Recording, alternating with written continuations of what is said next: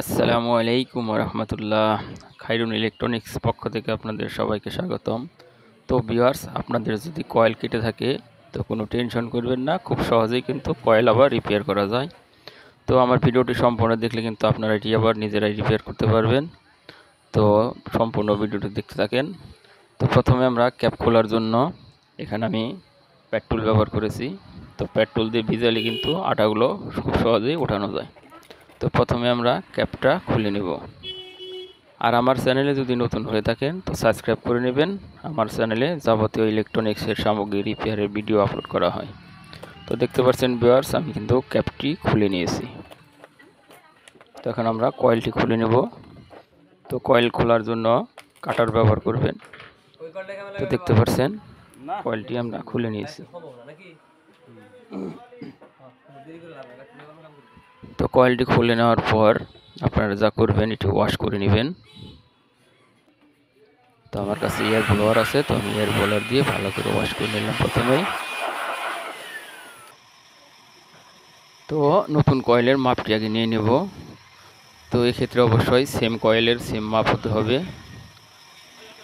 তো আমাদের কয়েলের বসানোর জন্য আমাদের পেপারটি আঠা উঠিয়ে নিতে হবে। তার জন্য আমি সিরিজ পেপার ব্যবহার করছি এবং একটি বোতল দিয়ে ভালোভাবে ঘষে পুরাতন যে আটা ছিল সেই আটাগুলো আমরা তুলে নেব।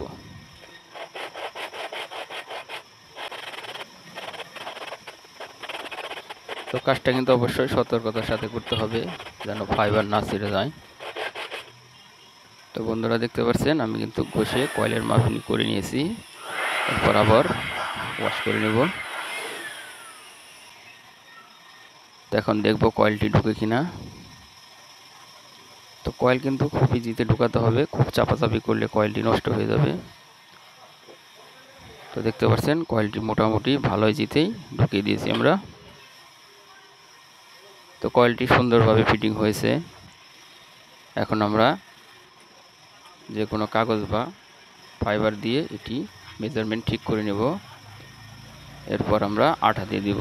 তো এখানে আমি ড্যান্ডি রাইট ব্যবহার করেছি। তো আপনারা যে কোনো ভালো আঠা ব্যবহার করতে পারেন।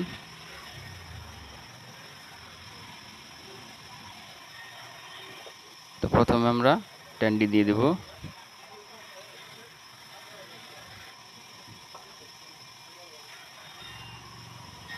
তো ড্যান্ডি দিয়ে কিছুক্ষণ পর আমরা হালকা শুকিয়ে গেলে আমরা কয়েলের কানেকশনগুলো করে নেব। করে আমরা সোল্ডারিং করে দেব।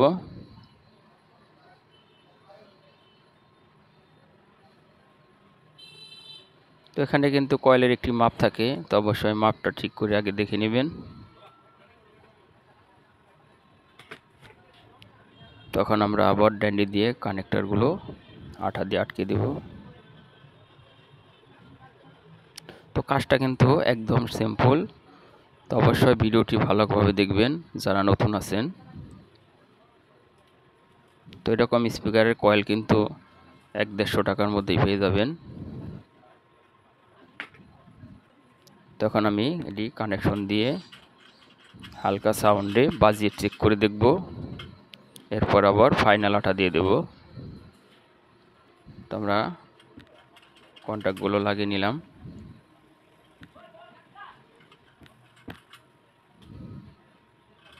লাগিয়ে আমরা যে কোনো গান বা মিউজিক দিয়ে হালকা টেস্ট করে নেব।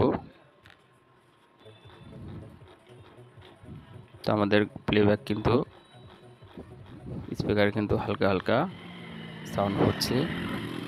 তো মেজারমেন্ট ঠিক করার পর আমরা ফাইনাল আঠা দিয়ে দেব। তো এখানে আমি ব্যবহার করেছি ফেভিকল, যেটা কাঠে ব্যবহার করা হয় সেটি ব্যবহার করেছি। এটিও মোটামুটি ভালো আঠা।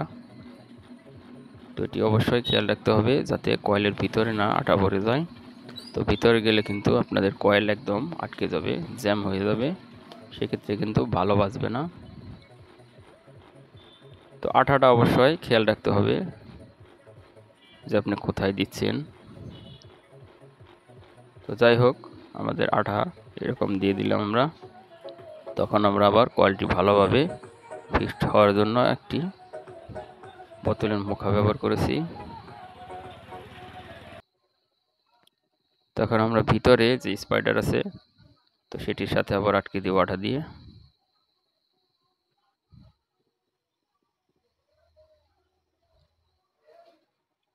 তো আঠা দিয়ে কিন্তু আবার শুকিয়ে নিতে হবে।